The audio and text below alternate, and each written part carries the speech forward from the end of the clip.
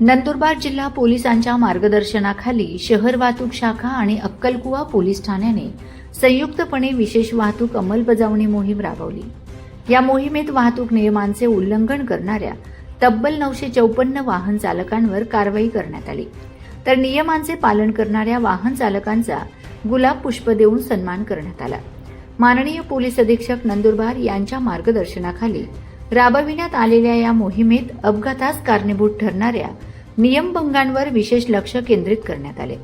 वाहनाच्या बोनेट किंवा टपावर बसून प्रवास करणे, वाहन चालविताना मोबाईलचा वापर करणे, रॉंग साइडने वाहन चालविणे, ट्रिपल सीट प्रवास, वेग मर्यादेचे उल्लंघन, हेल्मेट व सीट बेल्टचा वापर न करणे, तसेच विना परवाना वाहन चालविणे अशा गंभीर नियमभंगांवर कारवाई करण्यात आली। या विशेष मोहिमेत एकूण 954 वाहनधारकांवर मोटार वाहन कायद्यानुसार कारवाई करण्यात आली।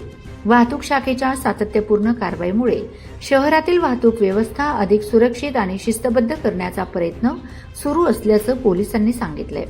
विशेष म्हणजे केवळ दंडात्मक कारवाई न करता वाहतूक नियमांचे काटेकोरपणे पालन करणाऱ्या, हेल्मेट आणि सीट बेल्टचा वापर करणाऱ्या वाहन चालकांना गुलाब पुष्प देऊन सन्मानित करण्यात आले। या सकारात्मक उपक्रमाचे नागरिकांनीही स्वागत केले।